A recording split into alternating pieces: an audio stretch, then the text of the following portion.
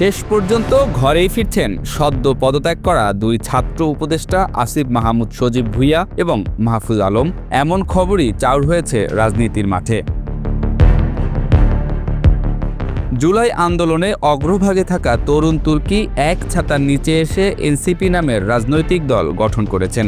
আসিফ এবং মাহফুজের বন্ধু সাথীরাই এই দলের নেতৃত্বে রয়েছেন। ঘরে ফেরা মানে এনসিপিতে ফিরছেন সদ্য সাবেক দুই ছাত্র উপদেষ্টা। আর এনসিপিতে তাদের ফেরা এবং পদপদবি নিয়েও চলছে আলোচনা। এনসিপির শীর্ষ পর্যায়ের একাধিক সূত্র বলছে, বিষয়টি নিয়ে দলের বিভিন্ন পর্যায়ে কথাবার্তা চলছে। দুই দিক থেকেই আগ্রহ আছে। সবকিছু চূড়ান্ত হলে দুজনের জন্য দলের নতুন পদ সৃষ্টি করা হবে। মাহফুজ লক্ষ্মীপুর 1 এবং আসিফ মাহমুদ ঢাকা 10 আসন থেকে জাতীয় সংসদ নির্বাচন করবেন, এটি নিশ্চিত। পদত্যাগের আগে এবং কিছুদিন আগেও আলোচনা ছিল আসিফ মাহমুদ সজীব ভুঁইয়া বিএনপিতে যোগ দিয়ে ধানের শীষ প্রতীক নিয়ে নির্বাচন করবেন। কিন্তু ঢাকা 10 আসনে বিএনপি প্রার্থী ঘোষণা করায় সেই আলোচনা থমকে যায়। পরে চাউর হয় গণ অধিকার পরিষদে যোগ দিচ্ছেন আসিফ মাহমুদ। ডাকসুর সাবেক ভিপি নুরুল হকের নেতৃত্বাধীন গণ অধিকারের ছাত্র সংগঠন ছাত্র অধিকার পরিষদের ঢাকা বিশ্ববিদ্যালয় শাখায় সভাপতি হিসেবে আসিফ একসময় দায়িত্ব পালন করেছেন। ফলে এই গুঞ্জনও ভিত পেয়েছিল। শেষমেশ বিএনপি কিংবা গণ অধিকার কোথাও বনিবনা না হওয়ায় শেষ পর্যন্ত এনসিপিতে যোগ দেয়া নিয়ে নতুন আলোচনা তৈরি হয়েছে। জুলাই গণ অভ্যুত্থানের সম্মুখ সারির নেতাদের উদ্যোগে গঠিত এনসিপির শীর্ষ পর্যায়ের নেতাদের সবাই মাহফুজ ও আসিফের ঘনিষ্ঠ বন্ধু। এনসিপির জ্যেষ্ঠ যুগ্ম আহ্বায়ক আরিফুল ইসলাম আদিব বলেন, মাহফুজ আলম ও আসিফ মাহমুদের সঙ্গে এনসিপির আনুষ্ঠানিক আলোচনা চলছে। দলের নেতৃবৃন্দ তাদের এনসিপিতেই চাইছেন। বিষয়টি কিছুদিনের মধ্যে পদত্যাগকারী দুই উপদেষ্টার পক্ষ থেকেই পরিষ্কার করা হবে।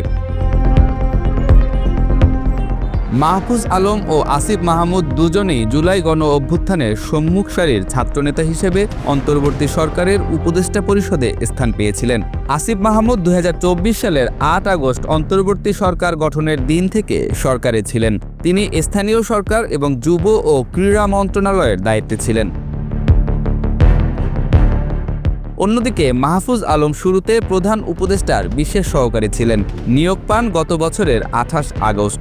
এরপর গত বছরের 10 নভেম্বর তিনি উপদেষ্টা হিসেবে শপথ নেন। তবে সে সময় তাকে কোনো মন্ত্রণালয়ের দায়িত্ব দেওয়া হয়নি। এবছরের ফেব্রুয়ারিতে এনসিপির আহ্বায়ক নাহিদ ইসলাম পদত্যাগ করার পর তাকে তথ্য ও সম্প্রচার উপদেষ্টার দায়িত্ব দেওয়া হয়। 10 ডিসেম্বর অন্তর্বর্তী সরকারের প্রধান উপদেষ্টা অধ্যাপক মোহাম্মদ ইউনূসের কাছে পদত্যাগপত্র জমা দেন মাহফুজ ও আসিফ। আর তাদের পদত্যাগ কার্যকর হয় 11 ডিসেম্বর জাতীয় নির্বাচনের তফসিল ঘোষণার পর থেকে।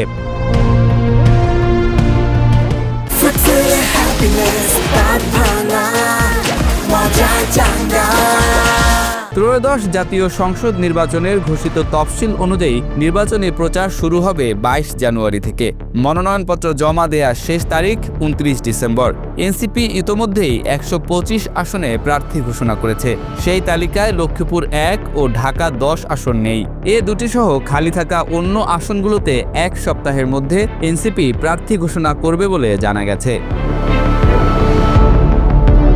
উপদেষ্টার পদ থেকে পদত্যাগ করার পর 12 ডিসেম্বর ঢাকা 10 আসনে বিজয় শোভাযাত্রা করেন আসিফ, যা ছিল দৃশ্যত নির্বাচনী শোডাউন। সেদিন বিকেলে শোভাযাত্রা শুরু করার আগে ফেসবুকে তিনি ঢাকা 10 আসন থেকে স্বতন্ত্র প্রার্থী হিসেবে নির্বাচন করার ঘোষণা দেন।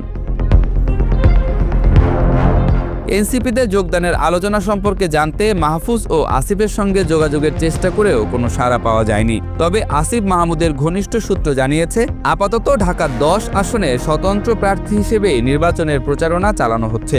রাজনৈতিক দলে যোগদানের বিষয়ে এখনো কোনো সিদ্ধান্ত চূড়ান্তভাবে নেওয়া হয়নি।